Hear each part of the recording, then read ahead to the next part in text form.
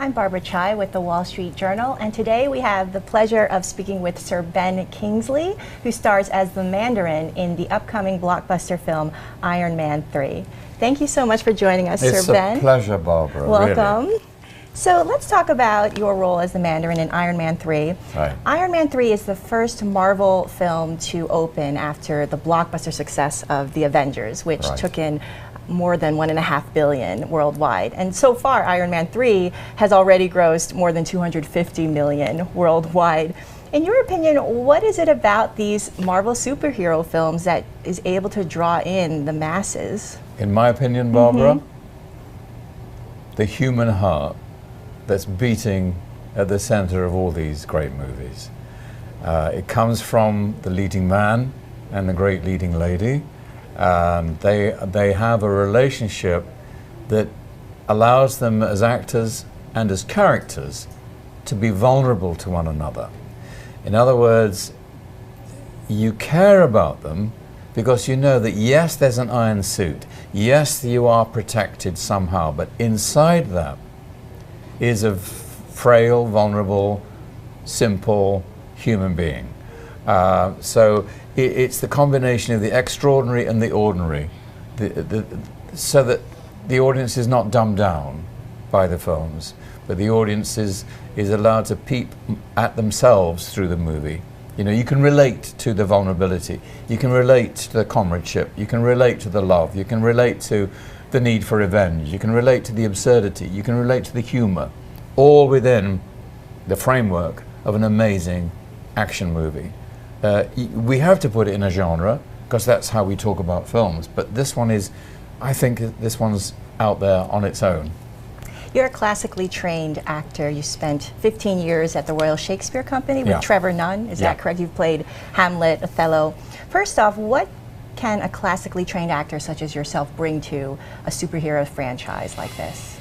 Well, I'm not going to flatter myself, but there is something about the construction of these films, in the writing, and in the journey and the arc of each character that I think needs the perspective of the actor to understand the sweep, the arc, the bigger picture.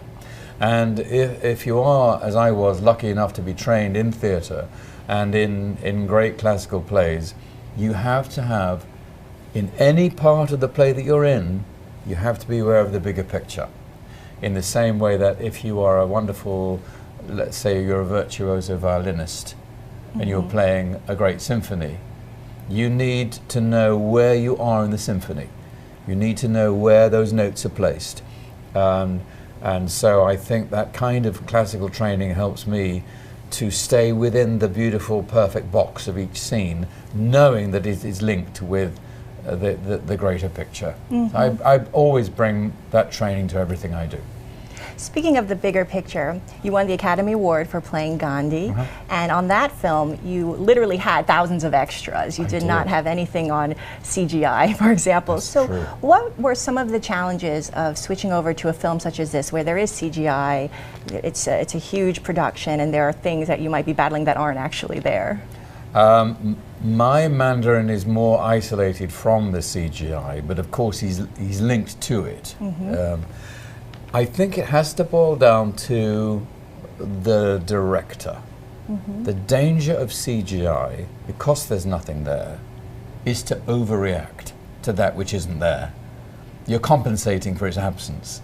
So a director needs, he or she needs to temper the performance, saying, no, we've got it, that's it. Because when I was performing in my first epic, I did actually deliver a political speech, a beautiful one, to 20,000 people. And when I walked onto the set, 20,000 people stood up and cheered. That hits you like a truck.